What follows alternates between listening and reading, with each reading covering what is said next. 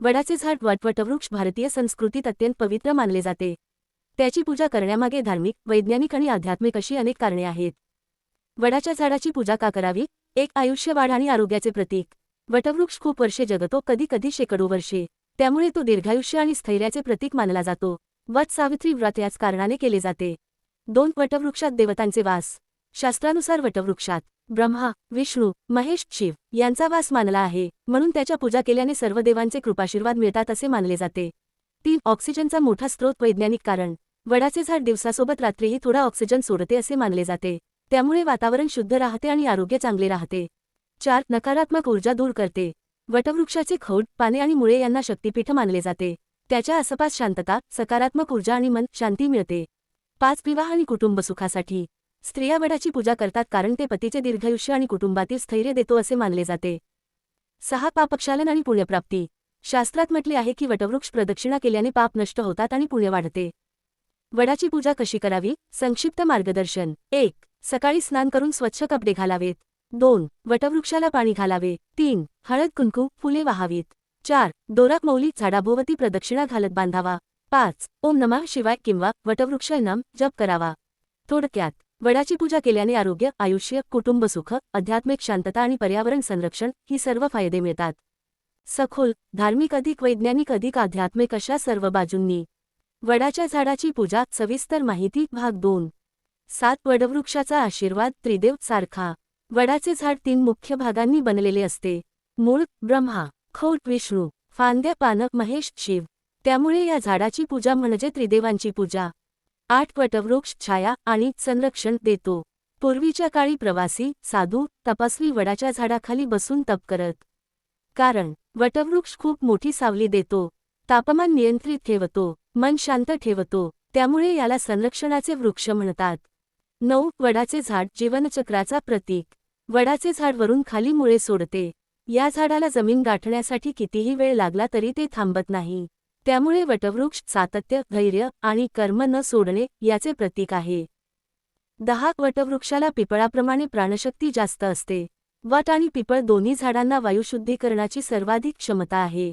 हवा शुद्ध करण्याशिवाय झाडाच्या आसपासचा परिसर ऊर्जा समृद्ध राहतो, म्हणून त्याच्या पायथ्याशी बसल्यास मन शांत होते. 11. वडवृक्षाखाली केलेले जप ध्यान जास्त प्रभावी. वैज्ञानिक प्रयोगांमध्ये दिसून आले आहे की मोठ्या झाडांखाली, विशेषतः वड, पिपळ, नीम, ध्यान आणि जपांचे कंपन तरंग जास्त वेगाने पसरतात. त्यामुळे मनाचे विकार, ताणतणाव कमी होतो. 12. घराजवळ वड लावू नये पण पूजा करावी का? हो, घराजवळ लावू नये कारण याच्या मुळ्या फार मोठ्या पसरतात. पाण्याचा ओढा वाढतो, घराचे पाया कमकुवत होतात. पण त्या झाडाची पूजा, पाणी देणे आणि प्रदक्षिणा करणे हे खूप शुभ मानले जाते. 13. वडवृक्षावर देवीचे रूप. वडजाई माता. काही ठिकाणी वडाच्या झाडाखाली वडजाई माता किंवा वडाची माता असा देवीचा वास मानतात. स्त्रिया मनोकामना, संतती सुख, कुटुंब सुख यासाठी पूजा करतात. 14. वटसावित्रीचे महत्त्व. वैज्ञानिक अधिक धार्मिक. सावित्रीने वटाखाली बसून यमराजाला पतीचे प्राण परत आणण्यासाठी तप केले. त्यामुळे वटवृक्ष बरोबर पतीचे रक्षण करणारा. वैज्ञानिकदृष्ट्या स्त्रिया वटाखाली प्रदक्षिणा केल्याने रक्ताभिसरण सुधारते, ताणतणाव कमी होतो, सकारात्मक ऊर्जा वाढते. 15. वडाच्या झाडाचे औषधी उपयोग. वडाचा रस, पाने, मुळ्या अनेक आयुर्वेदिक औषधांत वापरतात. सर्दी, खोकला, जखमा जलद भरून येणे, त्वचा रोग, पचन सुधारणा म्हणजेच वटवृक्ष बरोबर नैसर्गिक औषधालय. थोडक्यात निष्कर्ष, वडाची पूजा म्हणजे दीर्घायुष्य, आरोग्य, कुटुंब सुख, मानसिक शांतता, सकारात्मक ऊर्जा आणि पर्यावरणाचे संरक्षण. वडाच्या झाडाची पूजा. भाग 4. रहस्यमय अधिक पुराणकथा अधिक दुर्लभ माहिती. 26. वडवृक्षाला कल्पवृक्ष का म्हणतात? पुराणात वडाला कल्पवृक्ष म्हटले आहे कारण हा झाड मनुष्यासाठी जीवनाच्या सर्व क्षेत्रात काहीतरी देणारा आहे. सावली, हवा शुद्ध, औषधी गुण, मानसिक शांतता, आध्यात्मिक शक्ती, दीर्घायुष्य म्हणजे मनोकामना पूर्ण करणारा म्हणून कल्पवृक्ष. 27. वडाखाली शिवांनी केलेले ध्यान. कथा सांगते की शिवांनी काही कालखंडात वडाखाली तप केले होते. वटवृक्ष हा शिवाचा आवडता वृक्ष मानला जातो, त्यामुळे वडाची पूजा म्हणजे शिवाची पूजा अप्रत्यक्ष. 28. वडवृक्षाचे ऊर्जा केंद्र. Energy vortex. वड खूप मोठा असल्याने त्याच्या परिसरात नैसर्गिक ऊर्जा चक्र तयार होतात. हे चक्र मन शांत करतात, शरीरातील ताण सोडवतात, ओरा मजबूत करतात, म्हणून वडाशी टेकून उभे राहिल्यास शरीर हलके आणि शांत वाटते. 29 स्त्रियांसाठी वडपूजा विशेष शुभ का? वडाबद्दल एक देवी कथा आहे. सावित्रीने वडाखाली बसून यमराजाला प्रसन्न केले आणि तिच्या पतीचे प्राण परत मिळवले. यातून स्त्रियांसाठी 3 लाभ मानले जातात.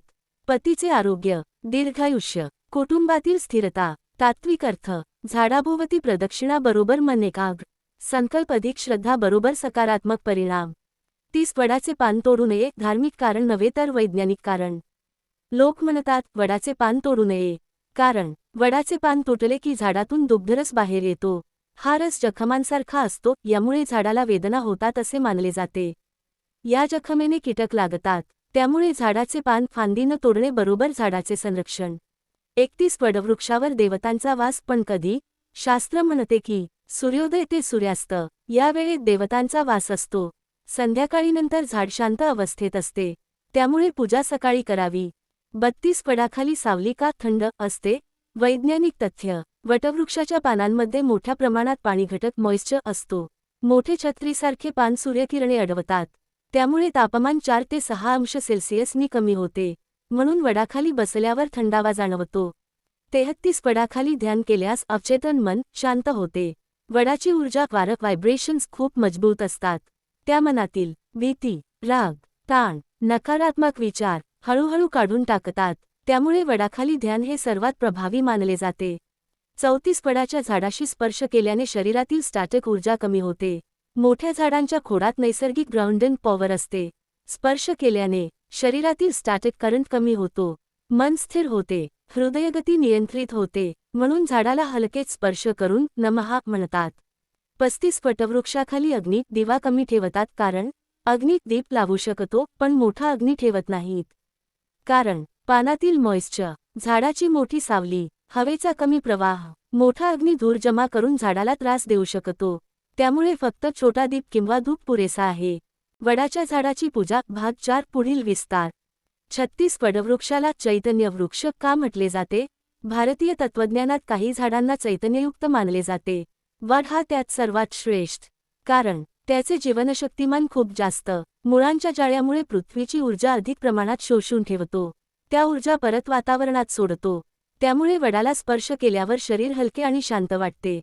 37 वडवृक्षावर साधू संत ध्यान का करतात? भूतकाळात अनेक ऋषी वडाखाली तप करीत असत. कारण मातीतील सूक्ष्म खनिजे, शांत वातावरण, झाडाची स्थिर ऊर्जा, सूर्यप्रकाशाचा योग्य समतोल ही सर्व गोष्टी ध्यानासाठी परिपूर्ण वातावरण तयार करतात. म्हणून वडाखाली केलेले ध्यान, जप, प्रार्थना अधिक प्रभावी असतात.